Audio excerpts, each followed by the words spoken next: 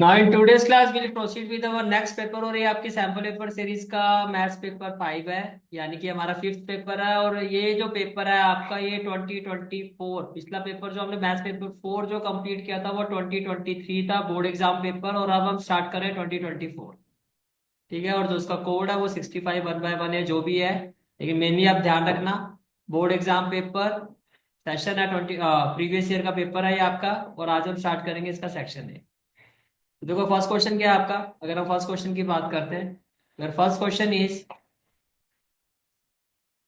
A function f such that R plus का मतलब क्या होता है set of all non negative real number. यानी कि 1 2 3 ये जितने भी रियल नंबर है टिल इंफिनिटी ये सारे के सारे। यानी कि जो फर्स्ट सेट है उसमें क्या है सारे के सारे नॉन नेगेटिव रियल नंबर है।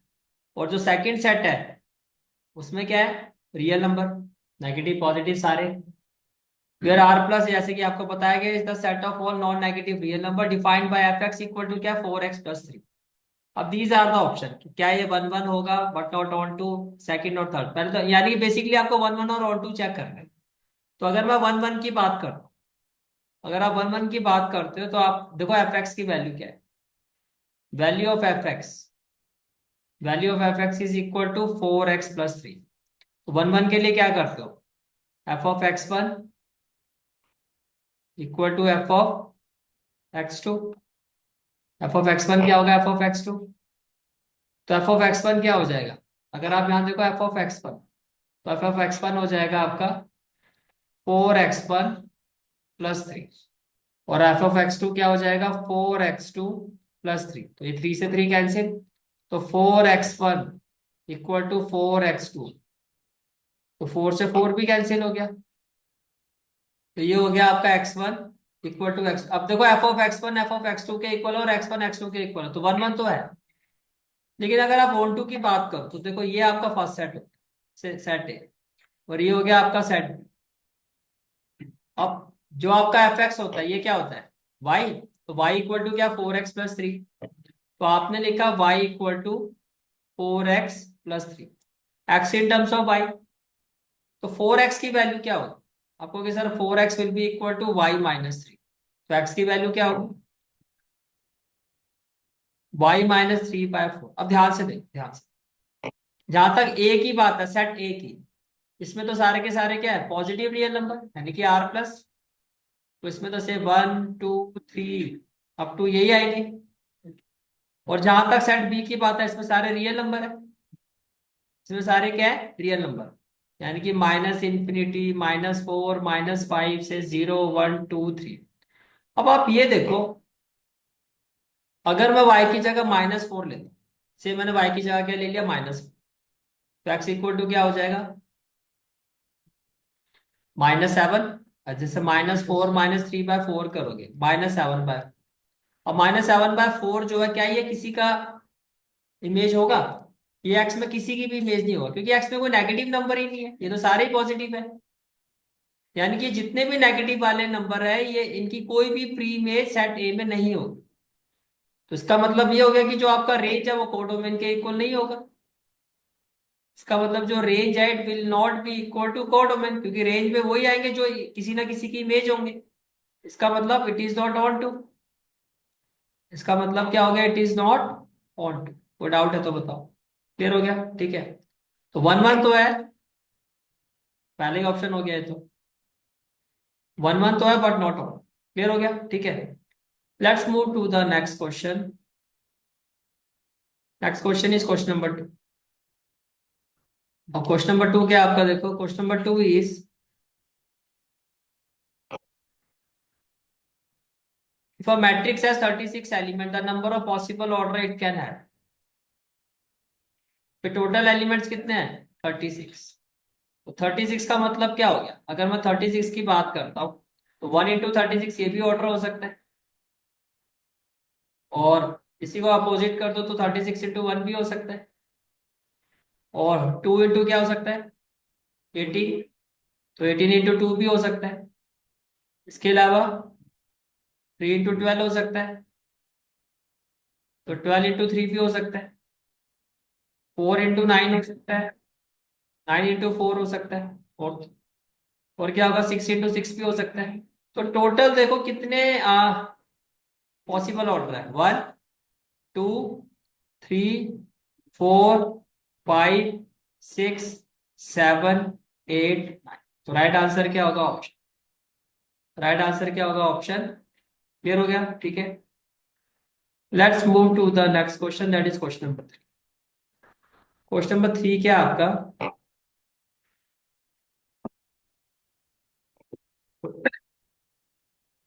Question number 3 is, which of the following statement is true for the function. ये आपका फंक्शन भाई, ये है आपका पॉलिनोमियल फंक्शन। या और मैंने आपको पहले भी कहा था, इक्वलिटी जिस इक्वल टू में तो कभी भी कंटिन्यूटी चेक होती नहीं है। कंटिन्यूटी चेक होती है नॉट इक्वल। अच्छा, जीरो को छोड़ के, अगर मैं जीरो को छोड़ दूं, जिस जो इसने कहा भी है कि x is not equal to zero. क्या कहा गया, x is not equal to zero. तो जीरो को छोड़ के आप लेफ्ट हैंड लिमिट और राइट हैंड लिमिट को देखोगे, वो इक्वल ही आएंगे। क्या 1 पे चेक कर लो तो 1 + 3 क्या होगा, 4। तो यहाँ भी 4, यहाँ भी 4। 2 पे चेक कर लो, 4 + 3 क्या होगा, 7। तो यहाँ भी 7, यहाँ भी 7।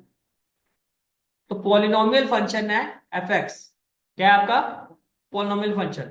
तो भैया कंटिन्यूअस होगा, लेकिन कहाँ होगा, for all real number except zero. और डिफरेंशिएबल भी होगा for all real number except zero. तो यही आंसर होगा, f x is continuous and differentiable for all x belongs to real number except zero. Zero पे नहीं होगा। बात समझ में आ गई। तो इसका आंसर क्या होगा, option C. Right answer of this question is option C. के बाद आगे चलते हैं। नेक्स्ट क्वेश्चन आता है, क्वेश्चन 4 क्या है आपका। क्वेश्चन 4 की अगर हम बात करते हैं,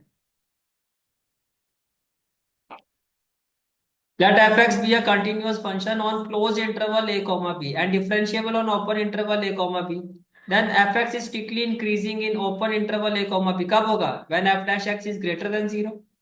अभी तो होगा strictly increasing। कौन सा ऑप्शन है, ये रहा option. when f dash x is greater than 0 for all x belongs to a comma b। तो राइट आंसर क्या होगा, ऑप्शन। राइट आंसर क्या होगा, ऑप्शन। इसके बाद आते हैं नेक्स्ट क्वेश्चन पर। नेक्स्ट क्वेश्चन है क्वेश्चन नंबर 5। नेक्स्ट क्वेश्चन है आपका क्वेश्चन नंबर 5 क्या है, देखो आपका। आपको एक मैट्रिक्स गिवन है और ये इसके इक्वल है। तो by law of matrices, by law of equality, आपको 24/x + 24/y की वैल्यू निकाल। तो सबसे पहले तो आप ये देखो, क्या आप एग्री करते हो कि जो आपका x + y है वो 6 के इक्वल होगा। तो आपने कहा x + y = 6। और क्या आप एग्री करते हो, इन सिमिलर वे, जो आपका xy है वो 8 के इक्वल होगा।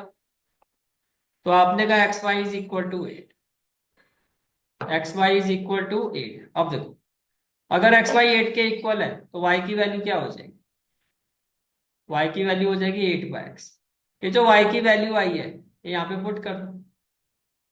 तो जब आप यहाँ पे पुट करोगे तो can I say that now x + 8/x ये किसके इक्वल होगा, ये आपका 6 के इक्वल हो जाएगा। अब जब आप इसको सॉल्व करोगे तो 1 और x का एलसीएम कितना आ जाएगा, x। 1 और x का एलसीएम कितना आ जाएगा, x। तो x × x कितना हो जाएगा, x²। और प्लस क्या हो जाएगा, 8 = 6। तो can I say that it implies x² + 8। x को यहां ले जाओ तो क्या हो जाएगा, 6x। अब 6x को लेफ्ट हैंड साइड में लेके आओ, तो x² - 6x + 8 = 0। ये भी क्लियर हो गया, ठीक है। अब 8 के ऐसे फैक्टर बनाओ कि 6 आ जाए। 4×2 = 8, x² - 2x - 4x + 8 = 0। अब देखो x² और यहां से कॉमन क्या आएगा, x। तो ब्रैकेट में क्या होगा, x - 2 और -4, ब्रैकेट में क्या होगा, x - 2 और = में क्या होगा, 0। अब यहां से कॉमन फैक्टर क्या आएगा आपका, x - 2 x - 4 = 0। तो x की वैल्यू क्या आएगी, या तो 2। अच्छा, x की वैल्यू 2, तो y क्या था, 8/x। तो 8/2 क्या होगा 4। और अगर x की वैल्यू क्या लेते हो आप 4, क्योंकि यहां से 4 आएगी, तो y इक्वल टू क्या होगा 8/x, यानी कि 8/4। तो ये हो गया, ये हो गया। अब जो आपको फाइंड करना है, आपको फाइंड करना है 24/x plus 24/y। 24/x plus 24/y। तो देखो 24/x प्लस 24 आप कुछ भी रखो। अगर मैं यहाँ पे देखो 2 रखता हूँ तो 24/2 कितना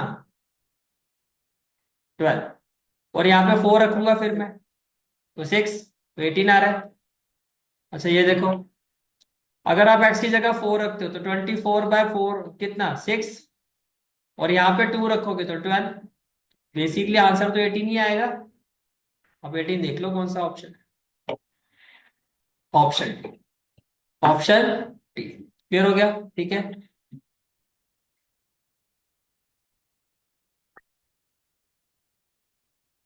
तो next question is question number 6। आपको कहा जा रहा है A to B f x s किसके इक्वल होता है। तो प्रॉपर्टी है, प्रॉपर्टी देखो A to B f x d x. अगर A to B f x d x की बात करें तो हमने प्रॉपर्टी स्टडी की थी, will be equal to f of A plus B minus x. उसका आंसर क्या होगा option f of A plus B minus x, and this is the final answer of this question. Is it clear, ठीक है।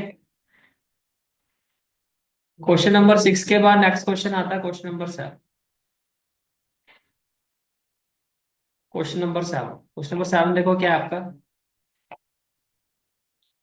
Question number 7 is let theta be the angle between two unit vector. तो ये दोनों unit vector तो इनका magnitude 1 होगा, such that sine theta is equal to 3/5। ये अब देखो डॉट प्रोडक्ट में तो हमारे पास जो होता है वो होता है कॉस थीटा। जहां डॉट प्रोडक्ट की बात आती है तो हमारे पास जो कंसेप्ट आता है वो किसका आता है कॉस थीटा का। तो can I say that cos theta. अब कॉस थीटा किसके इक्वल हो, cos theta will be equal to A cap, A cap dot B cap upon magnitude of A cap और मैग्नीट्यूड ऑफ बी कैप। ये clear हो गया, ठीक है। इसका मतलब ये देखो अब यूनिट वेक्टर है तो ये भी 1 और ये भी 1। इसका मतलब ये हो गया कि कॉस थीटा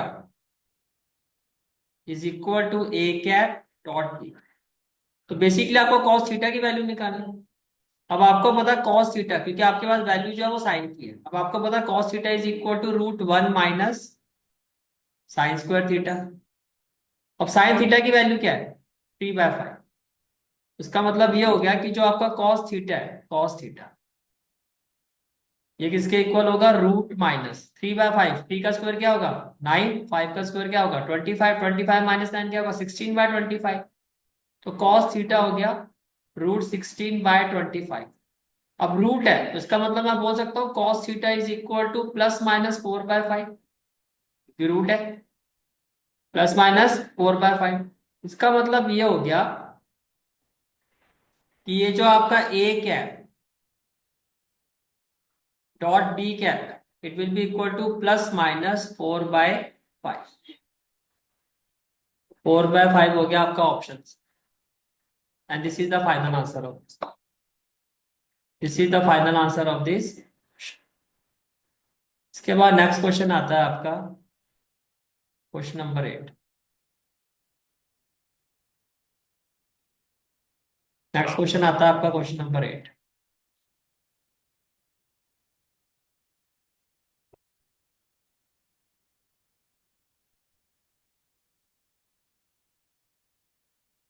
देखो क्वेश्चन नंबर 8 क्या है। Question number 8 is the integrating factor of differential equation 1 minus x square d y by d x plus x y is equal to A x. तो आपको इसका इंटीग्रेटिंग फैक्टर बता दें। अब आपकी देखो इक्वेशन क्या है।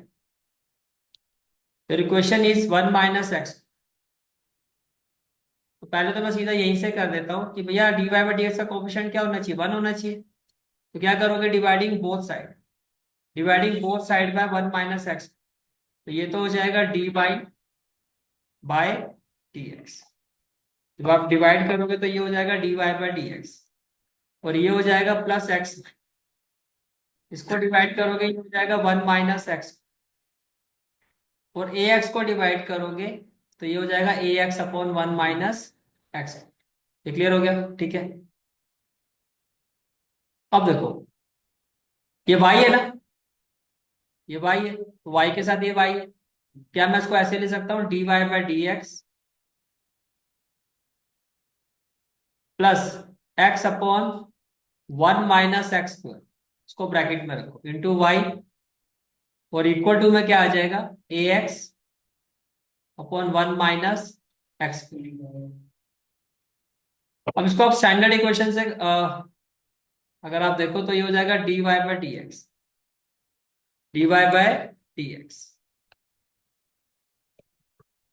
प्लस होता है py इक्वल टू क्या होगा q। इसका मतलब ये हो गया कि value of p is what x/1 - x।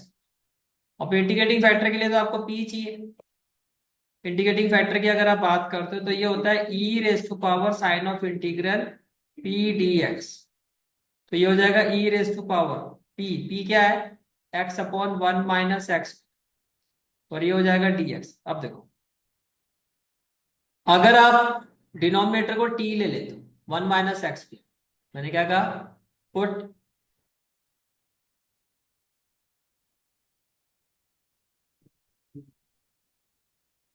Put 1 - x equal to t, और डिफरेंशिएट करो तो ये हो जाएगा आपका -2x dx equal to dt।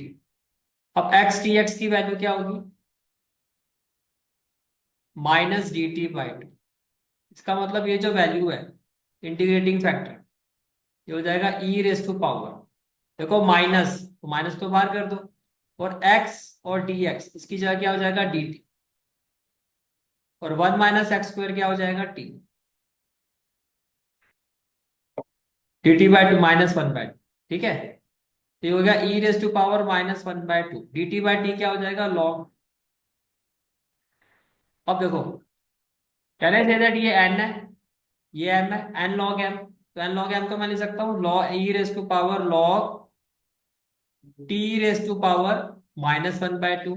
अब e और log तो एंटी लॉग होते हैं, तो इसका मतलब ये जो आपका इंटीग्रेटिंग फैक्टर है ये हो जाएगा t⁻−1/2, which will be 1/t⁻1/2। जब आप इसको सॉल्व करोगे तो ये हो जाएगा 1/√t। टी आपका क्या था 1 - x², 1/√1 - x², तो ये आपका आंसर है 1/√1 - x², that is option. Clear हो गया यहाँ तक, ठीक है। Let's move to the next question, that is question number 9।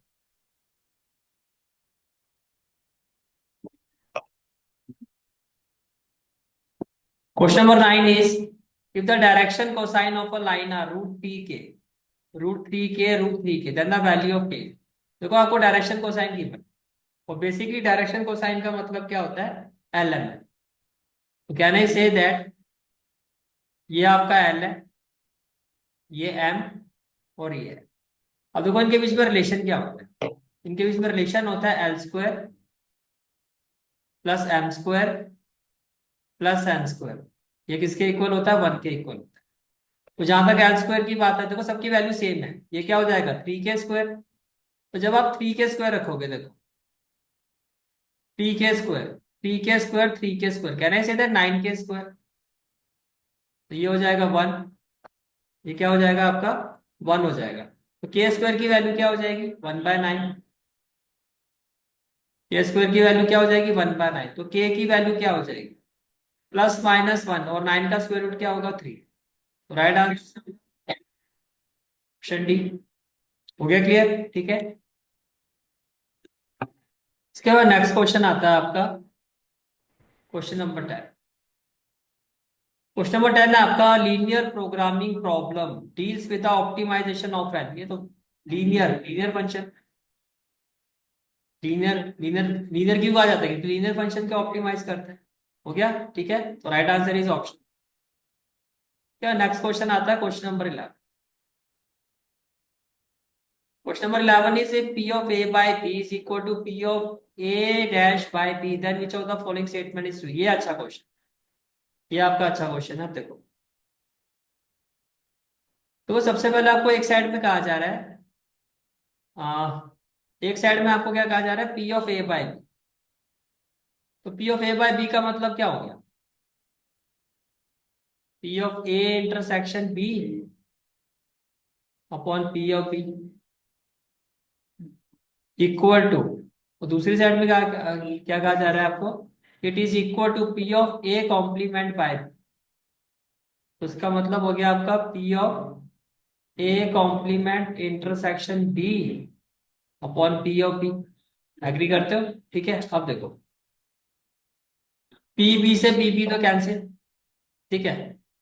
अब ये कंडीशन आ रही है कि P of A intersection B जो है आपका, वो पी ऑफ अगर ए कॉम्प्लीमेंट इंटरसेक्शन बी के इक्वल है, तो फाइनली इसमें क्या रिजल्ट मिलेगा, देखो इसको आप, आई थिंक इसके लिए हम वेन डायग्राम यूज हो जाता है, आपको इजीली समझ में आएगा। देखो ये हो गया आपका वेन डायग्राम, ठीक है। और इसमें दो सेट ले लो आप,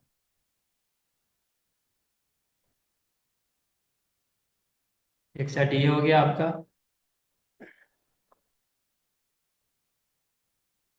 और ये एक सेट ये हो गया।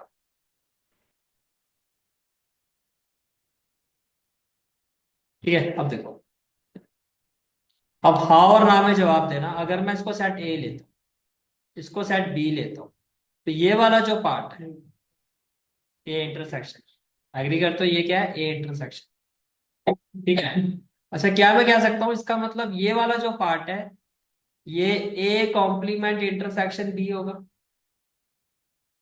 और ये वाला जो पार्ट है ये बी कॉम्प्लीमेंट इंटरसेक्शन ए होगा। बोलो भाई, ठीक है, ये बात समझ में आ गई, ठीक है। अब देखो, अब आप कह रहे हो P of A intersection B is equal to P of A complement intersection B, और यहां से अगर आप देखो, यहां से अगर आप देखो तो ये देखो, ये है आपका P of A complement intersection B.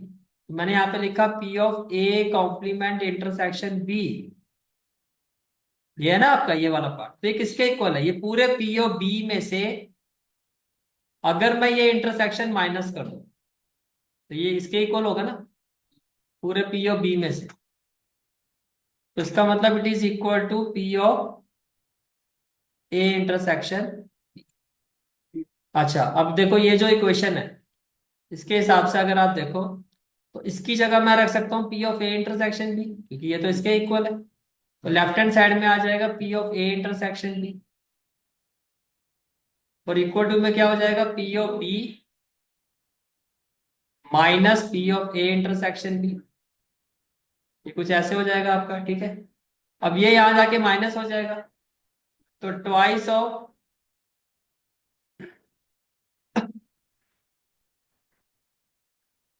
Twice of P of A intersection B हो जाएगा, हो जाएगा, और इक्वल टू क्या हो जाएगा, पी ऑफ बी। और इसको अगर आप आगे देखो, तो P of A intersection B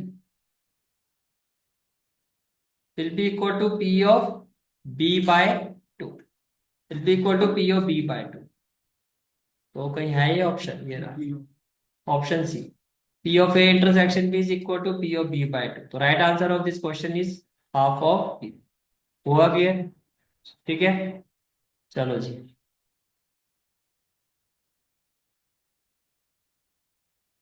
ये तो आई थिंक आपकी बुक का ही क्वेश्चन है, अगर आप देखो तो।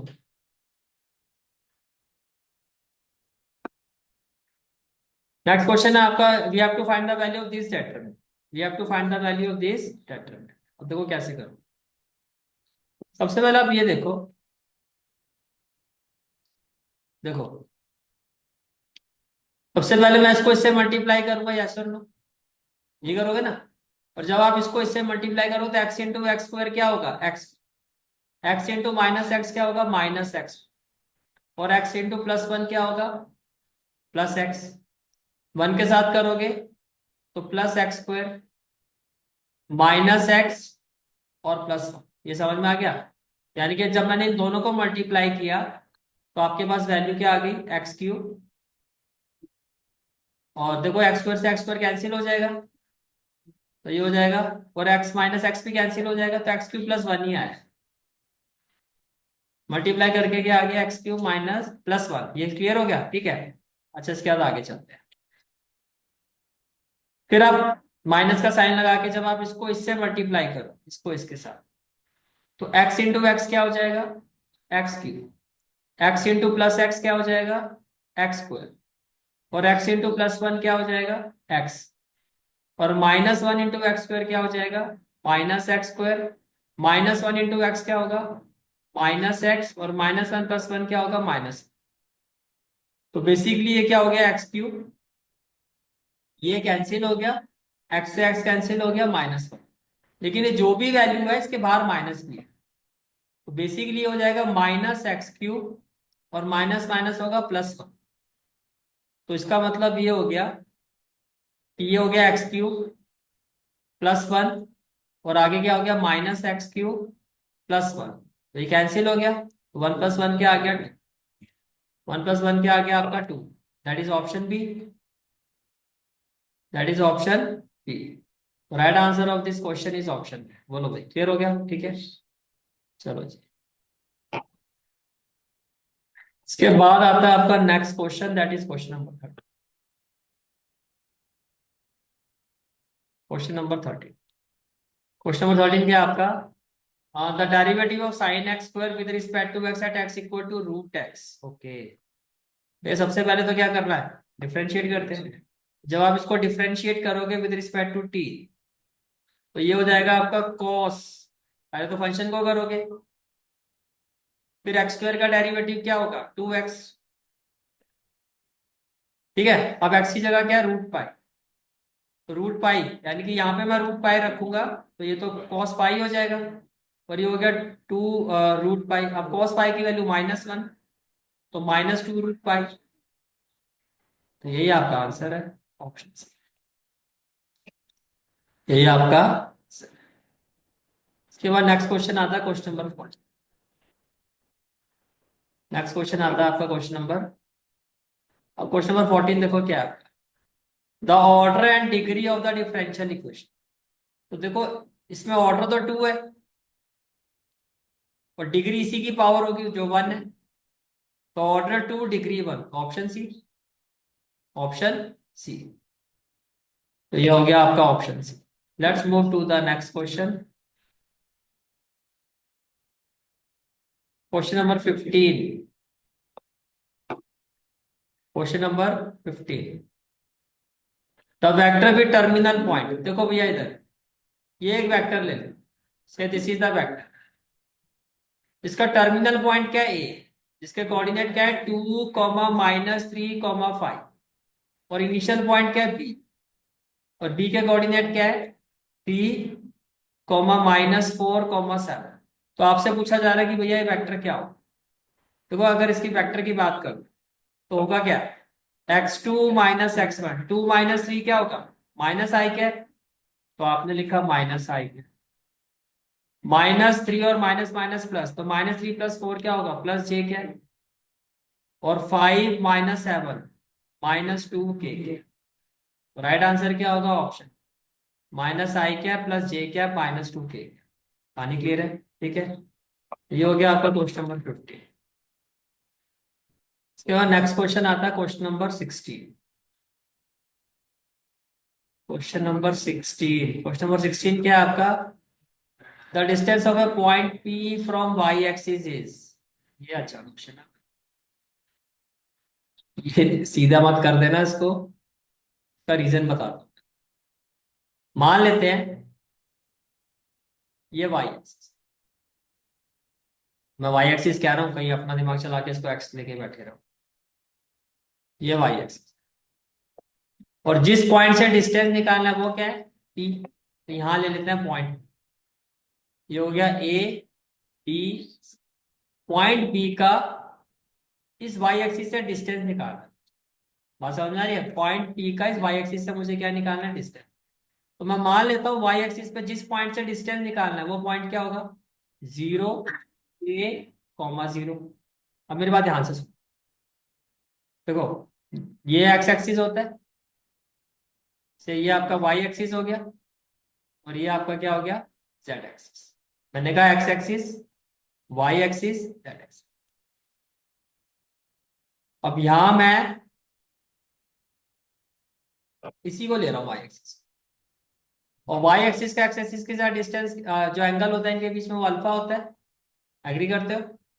और वाई एक्सिस का वाई एक्सिस के साथ जो ये मतलब अल्फा और वाई एक्सिस जो भी लाइन होती है, एक्स एक्सिस के साथ अल्फा, वाई एक्सिस बीटा, और जेड एक्सिस के साथ क्या होता है, गामा। जेड एक्सिस के साथ क्या होता है, एंगल क्या होता है, गामा। ये क्लियर हो गया? ठीक है। अब डायरेक्शन कोसाइंस की बात करते हैं। एल इक्वल टू क्या होगा, cos alpha. M is equal to क्या होगा, कॉस बीटा। और एन इज इक्वल टू क्या होगा, कॉस अल्फा।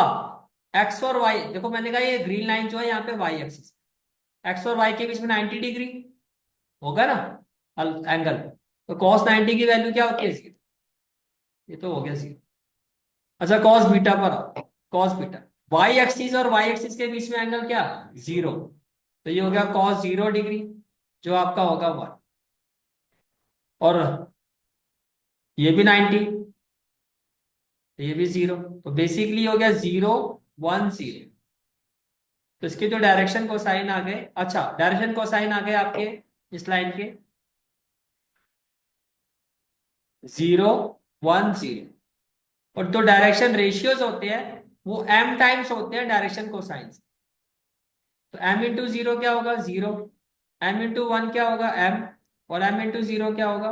तो लाइन के डायरेक्शन रेशियोज आ, तो आपके पास इस लाइन के डायरेक्शन, अच्छा आप इस लाइन के भी ये देखो, ये जो ये लाइन है, मैं इसका भी डायरेक्शन रेशियो निकाल सकता हूँ। क्या होगा, 0 माइनस ए, के माइनस बी, ये होगा के माइनस बी। और 0 - सी क्या होगा, माइनस सी। तो इस लाइन के, अच्छा ये जो दोनों लाइन है आपस में परपेंडिकुलर है। अच्छा डायरेक्शन रेशियो जो दूसरी लाइन क्या है वो भी लिख देते हैं पहले तो। क्या है, -a और के माइनस बी और माइनस। अब ये दोनों लाइन परपेंडिकुलर है, तो इनके डायरेक्शन रेशियोज क्या होंगे, a1 a2। तो 0 × -a, परपेंडिकुलर है ना, तो क्या होगा 0 × -a plus m into with in bracket के माइनस बी, और C1 × C2। तो 0 × -c। अब ये परपेंडिकुलर है तो 0 के इक्वल। अब देखो m विद इन ब्रैकेट के माइनस बी इक्वल टू 0 हो गया। m को 0 से डिवाइड करोगे 0 ही आएगा, तो k माइनस बी 0 हो गया। What will be the value of k, b। तो k की वैल्यू क्या होगी, b। अब के ही फाइंड करना था, डिस्टेंस फाइंड करना था, तो अभी तो k ही आया है। k कितना आ गया आपका b, तो ये पॉइंट हो गया 0 b 0। अब देखो ये पॉइंट है ए बी सी, ये पॉइंट हो गया A B C, A B C. और ये जो पॉइंट है इसको क्यू ले लो। तो क्यू पॉइंट क्या हो गया, 0 b 0। क्यू पॉइंट क्या हो गया, 0 b 0। अब इन दोनों के बीच में डिस्टेंस फॉर्मूला लगाओ, तो पी क्यू निकालो, पी क्यू। अब चाहे इसको इसमें से माइनस करो, होल स्क्वायर में कोई फर्क नहीं पड़ता। Square root of a - 0 whole square, और b - b तो 0 हो जाएगा, और c - 0, c - 0 होल पावर 2। तो ये क्या हो जाएगा, a² प्लस पे क्या हो जाएगा, c²। ये डिस्टेंस आ रहा है √a² प्लस c²। आ गया ऑप्शन सी। राइट आंसर क्या होगा, ऑप्शन सी। बोलो भाई, क्लियर हो गया यहाँ तक, ठीक है। और कितना ऊपर नीचे बोल,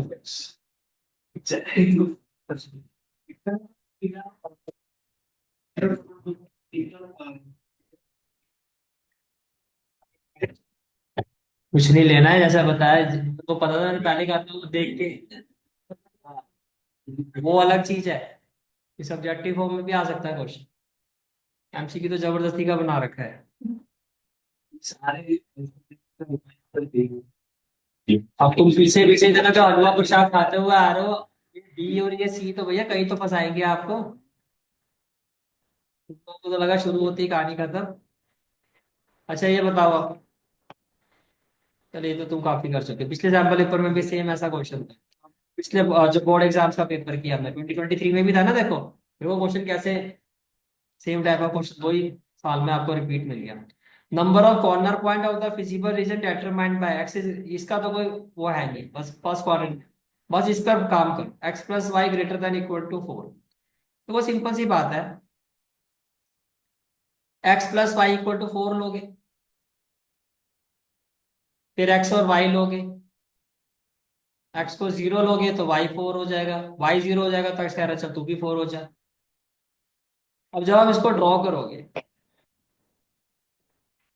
तो ये हो गया आपका वाई एक्स और ये हो गया आपका एक्स एक्सिस, ये हो गया आपका एक्स एक्स, तो ये हो गया आपका एक्स एक्सिस और ये हो गया आपका वाई एक्सिस। कहानी क्लियर है? ठीक है, आप देखो अब 0 पे 4 मान लेते हैं ये पॉइंट, और 4 पे 0 ये वाला पॉइंट है, और इसको ऐसे लेके, अब अगर मैं यहाँ पे 0 0 टेस्ट करता हूँ देखो, तो इसके हिसाब से क्या आएगा, 0 ग्रेटर देन 4, मोटी मोटी बात ये समझो, यानी कि टेस्ट हमारा क्या हो रहा है, फेल। तो ये बाहर की तरफ जाएगा, तो कितने कॉर्नर पॉइंट आ रहे हैं, दो, तो वो आपका answer, that is option, that is option. इसके बाद नेक्स्ट क्वेश्चन आता है, क्वेश्चन नंबर 18। क्वेश्चन नंबर 18 क्या है आपका? Question number 18 is if A and B are two non zero square matrices of same order such that A plus B whole square equal to A square plus B square, तो बताओ भैया कौन सी condition, किस condition में ये चीज possible है? देखिए आप ये कह रहे हो, देखो सबसे पहले सबसे पहले तो आप ये समझो कि A plus B whole power two, तो A plus B whole power two को मैं ले सकता हूँ A plus B into A plus B.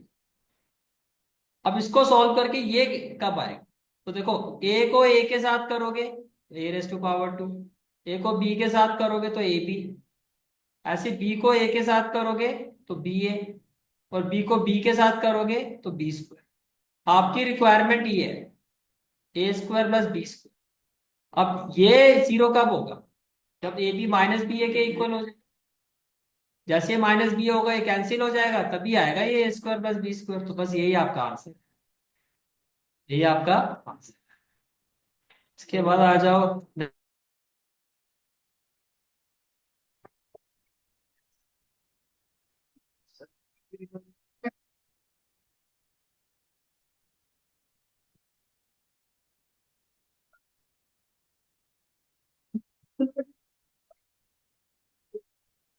अब नेक्स्ट क्वेश्चन आता है आपका क्वेश्चन नंबर 19, और क्वेश्चन नंबर 19 जो है आपका वो असर्शन रीजन वाला क्वेश्चन है। असर्शन क्या आपका, फोर मैट्रिक्स से ये आपको वैल्यू गिवन है, डिटरमिनेंट ऑफ ए आपको कहा जा रहा है किसको बिलोंग कर रहा है, 2,4 को, तो कहा जा रहा है कॉस थीटा जो है वो इस वैल्यू को बिलोंग करे।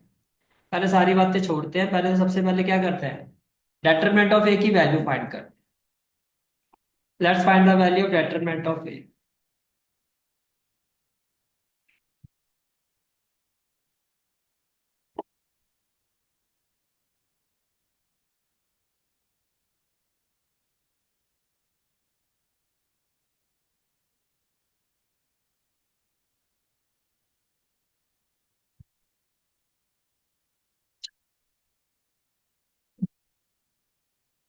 देखो ये है, ठीक है,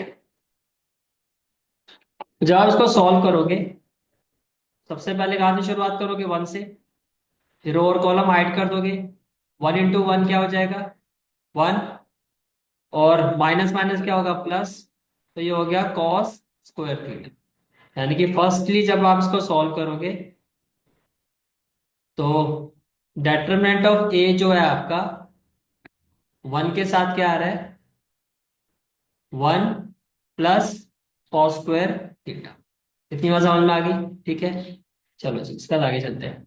अब आप ये देखो, ये जो है ये डायमंड है, इसके आगे माइनस आ जाएगा, और ये रो और कॉलम हाइड कर दो, तो माइनस कॉस थीटा इंटू 1, ये हो जाएगा माइनस कॉस थीटा, और ये माइनस माइनस प्लस हो जाएगा तो प्लस कॉस थीटा, तो ये 0 हो गया, तो सीधा मैं 0 कर दूं आगे, तो प्लस आप कर दो 0,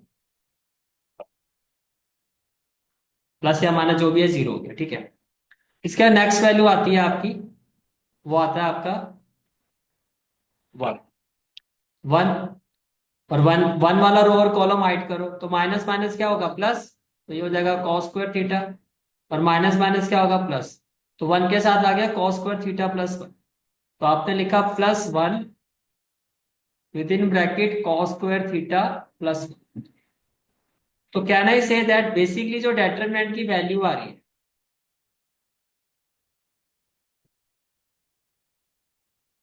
कैन आई से दैट यहाँ पे जो डेटरमिनेंट की आपकी वैल्यू आ रही है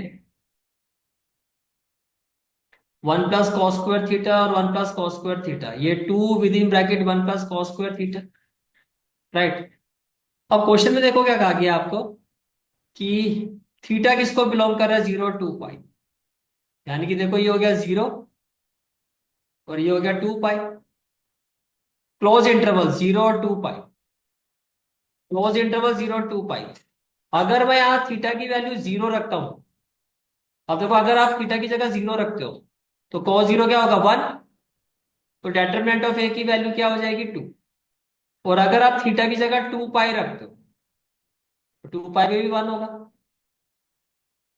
बात समझ में आ रही है, देखो ये हो गया 0, ये हो गया ना 0, और यहाँ पे मैं नॉर्मली आपको समझा रहा हूँ,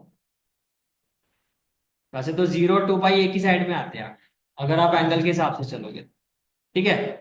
तो आपने 0 रखा तो भी 1, और जो इवन मल्टीपल ऑफ पाई में जो इसकी वैल्यू होगी वही इसकी वैल्यू होगी, तो भी 1 ही आ रहा है, 1 + 1 2, और टू टू जा क्या हो गया 4, और 0 रखा तो cos 0 की वैल्यू 1, 1 + 1 2, टू टू जा क्या हो गया 4, ठीक है। अच्छा अब आगे देखो, अब आपको कहा जा रहा है determinant of A belongs to close interval 2 4, determinant of A belongs to close interval 2 4। अब देखो 0 से लेके पाई के बीच में, देखो क्लोज इंटरवल 0 से लेके 2 पाई के बीच में जो आपकी और वैल्यूज आएगी 90 भी आएगा, तो अगर मैं यहाँ पे 90 रखूंगा तो ये 0 हो जाएगा, 0 होने पर तो ये 2 हो जाएगा। तो कहने का मतलब ये है कि 2 और 4 के बीच में इसकी वैल्यू रही, तो यानी कि असर्शन तो ट्रू है, असर्शन आपका क्या है ट्रू है। और उसका रीजन क्या दे रहा है कि cos थीटा जो -1 और 1 के बीच में इसकी रेंज होती है, बिल्कुल सही बात। cos थीटा की जो रेंज होती है बिलोंग करता है -1 और 1 for all theta belongs to 0, ये इसका रीजन भी है, ये इसका रीजन भी है। तो राइट आंसर क्या होगा option A, both assertion and reason are true and reason r is the correct explanation of assertion a। बोलो भाई क्लियर हो गया, ठीक है। इसके बाद आता है आपका next question, that is question number 20।